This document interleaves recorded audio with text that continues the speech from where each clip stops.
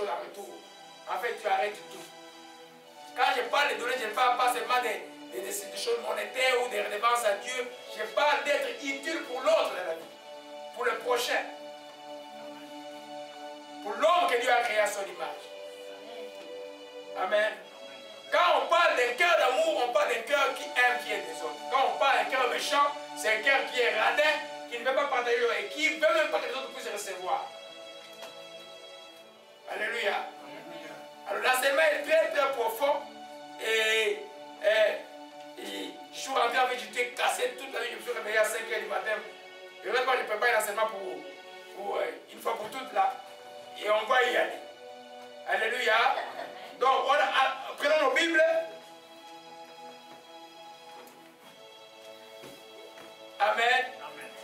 Aujourd'hui, je vais commencer par Proverbe 11.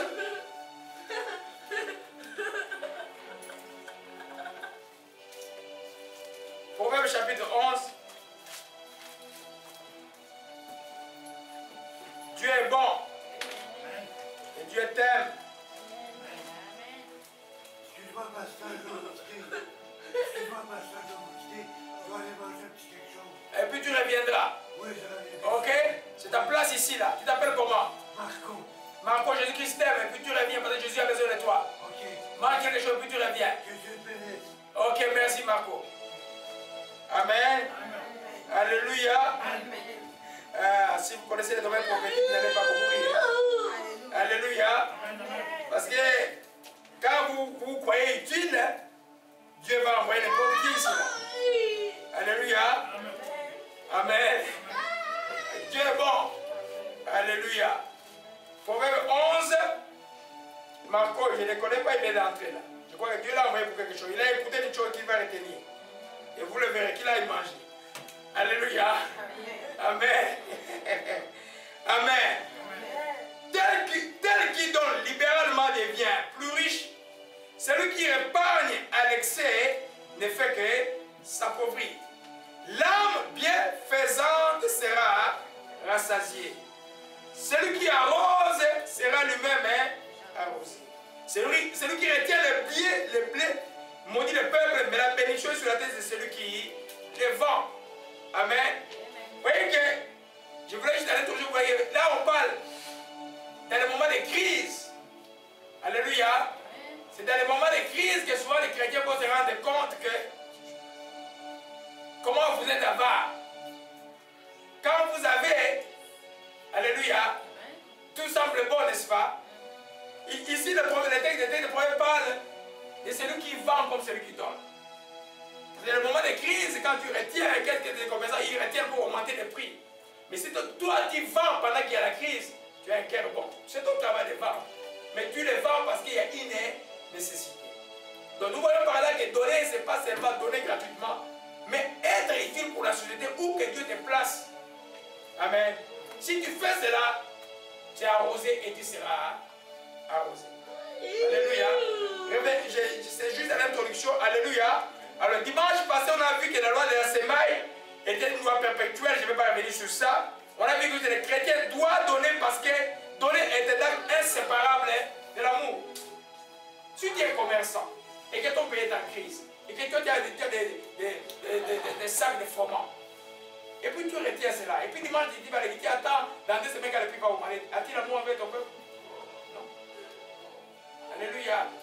La Bible dit que l'âme bienfaisante c'est celle qui sera rassasiée. Amen. Puis tu fais le bien. Quand tu fais le bien, on a toujours l'impression on s'enlève toujours quelque chose. Alléluia. On s'enlève quelque chose. Mais en fait, on est de se faire arroser soi-même. On plante. Un jour, ça va vous revenir. Alléluia. Moi, il y a des gens dans cette ville que je peux donner juste un coup de fil. Même si je suis dans le besoin, il va se déplacer pour m'aider ou pour me déplacer parce que j'ai semé un jour d'aller. Alléluia. Alors, amen. Alors, nous avons vu que les chrétiens doivent donner parce que donner c'est un acte inséparable de l'amour, mais aussi c'est un acte inséparable de la foi. Surtout quand tu n'as pas. Si tu donnes, parce que toi tu sais que ton Dieu pourquoi. Celui qui n'a pas la foi qui te demande, il pleure, comme les gens nous appellent du pays. Il pleure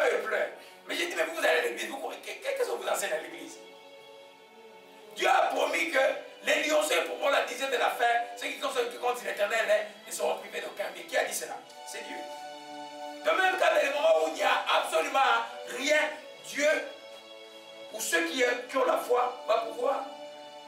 Maintenant, quand dans une relation, tu es avec quelqu'un qui n'a pas la foi, lui, il crie, tu peux donner à celui qui n'a pas la foi. Toi, tu as la foi, tu sais que je donne, tu sais que moi, je ne manquerai de rien. Car l'Éternel est mon berger, je ne manquerai de rien. Alléluia. On a vu ça dimanche passé. Et aujourd'hui, nous continuons avec... Hein? Alléluia. Amen. La télévision, on n'a pas mis la télévision pour les enfants là-bas. Mettez toujours la télévision et puis ils céderont. Alléluia. Gloire à Jésus-Christ. Amen. Donner, c'est un acte, une activité perpétuelle. On ne peut pas cesser de donner. Il n'y a aucune raison au monde qui peut faire que toi tu cesses de faire le bien. Amen. Dans les bonheurs, c'est facile de donner. Soit dans les malheurs, quand les difficultés arrivent, c'est alors que les enfants de Dieu commencent à avoir des difficultés. Alléluia. Amen. Amen. Amen. Alléluia. Amen. Amen. Alors on peut dans Galates 6. Galates 6. Amen.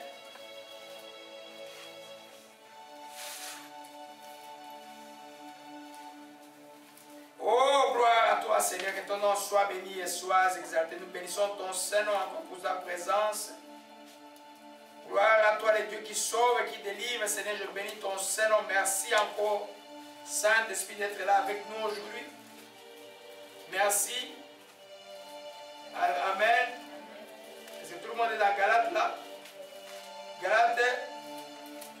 Amen. Chapitre 6. Alléluia. Nous sommes en train de voir que donner est une activité perpétuelle. On ne peut pas cesser de donner. Amen. Au verset 9, il est écrit: ne nous lassons pas de faire de bien, car nous moissonnerons au temps convenable si nous ne nous relâchons pas. Ainsi donc, pendant que nous avons l'occasion, pratiquez le bien envers tous, surtout envers les frères de la foi. Alléluia. Si nous ne nous relâchons pas, d'autres termes, quand tu sais de faire le bien, à un moment donné, ton flot de bénédiction est arrivé. Amen. L'homme qui est né de nouveau en Jésus-Christ doit être la lumière du monde. Il doit être toujours prêt à faire du bien. La Bible dit que celui qui fait du bien est de Dieu, celui qui fait du mal est du diable. Toi, tu n'es pas du diable. Pourquoi tu fais le mal? Alléluia. Amen. Alors, nous voyons qu'à un moment donné de la vie, souvent c'est quand nous avons des difficultés que les choses commencent à nous torturer. Est-ce que, il m'a fait tellement du mal. Est-ce que je dois faire du bien à une telle personne? Il y a des gens qui n'écoutent pas, qui font toujours la même chose. Une fois tu as envie simplement de ne plus voir ces gens. Mais Dieu te dit pardon. Amen. Et puis tu dois continuer à faire du bien. À un moment donné, si ces gens continuent à faire du mal, c'est eux qui auront le problème. Parce que Dieu va s'occuper de ton dossier. La Bible dit ce sont les charbons ardents qui vont être sur leur tête. Alléluia. Venons par exemple à faire du bien aux autres ou à s'aimer par exemple les offrandes de l'église ou à donner ses dîmes. Quand tu arrêtes à un moment donné, c'est comme si tu arrêtes le flot de ta vie aussi. Amen. J'ai fait étudier les enfants à l'école privée. Les gens me demandent comment ça, comment je vis, comment quelqu'un me demande mais comment tu fais pour vivre si tu payes tout l'argent aux enfants. J'ai dit, j'ai un Dieu. Moi je sais vivre au jour au jour. Au jour au jour, sans rien demain là, je sais que demain ça va être ok. Mais pourquoi? Parce que j'ai un dépôt auprès de Dieu. Je rappelle à Dieu, voilà, c'est que moi, je rappelle à Dieu dans ma prière que je donnais, tu te souviens de mes aumônes, tu te souviens des corneilles, moi aussi j'ai donné, moi j'ai offert, je donne un cœur peu. J'ai mis ça dans mon dépôt, il y a beaucoup de choses qui font que Dieu me bénira certainement. Et dans votre dépôt, c'est là aussi la chose qui doit être dans votre vie. Commencez, pour ceux qui n'ont pas commencé, de faire du bien tout le temps. Quelqu'un va lutter contre vous, c'est votre chair. La chair n'aime pas. La chair vient du diable. La chair aime la cupidité. La chair ne veut pas partager. Tu le fais. Il y aura deux voix qui viendront. Une voix va dit, donne, l'autre dit, non, ne donne pas. Et toi, tu dis, qu'est-ce que tu vas rester? Qu'est-ce que tu vas manger? Et toi, toujours, tu as toujours l'état pour les autres. Il y a un jeune médecin qui m'a appelé l'autre fois, il y a quelques années, il dit, mais grand frère, tu as beaucoup fait pour les gens ici, là. Maintenant, occupe-toi un peu de toi-même, là. Prépare tes examens, et peut-être tu les as aidés tous, là. J'ai simplement ri. Humainement, il avait pitié de son grand frère, mais spirituellement, il me rendait un mauvais service. Il me disait, en fait, je cesse de faire le bien.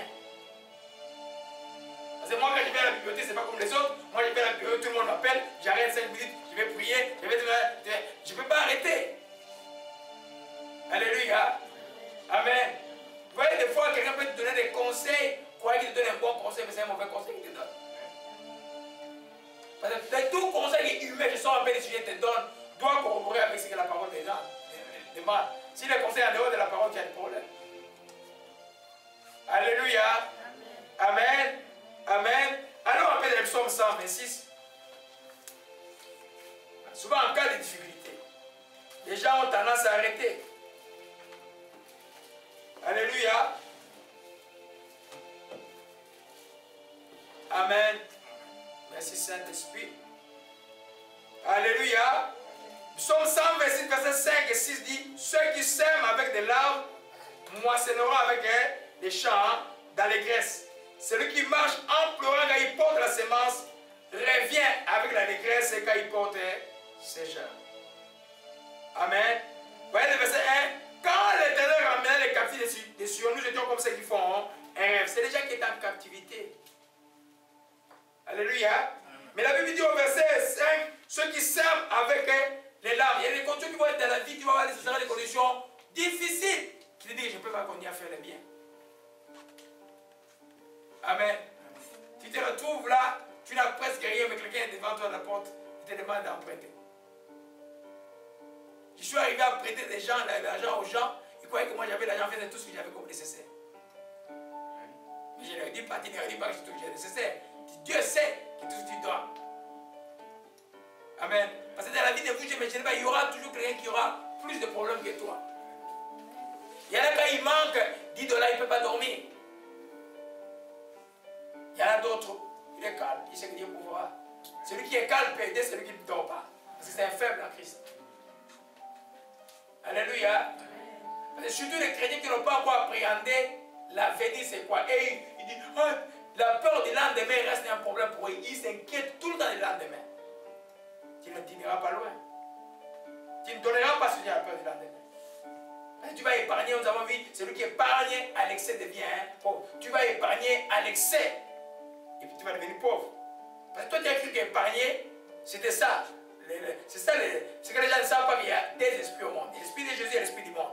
Au monde, quand on épargne à l'excès, on est bien. Vous vous souvenez des justes, des riches dont le Seigneur a parlé, il épargnait, il gamblissait son grenier, il dit, ah, demain je vais dormir en paix. Le Seigneur a dit, tu es stupide, Dieu va te demander ton âme demain. Qu'est-ce que tu vas faire de tout ça? Amen. Donc l'épargne à l'excès, ça fait partie seulement de la vilité, c'est la cupidité.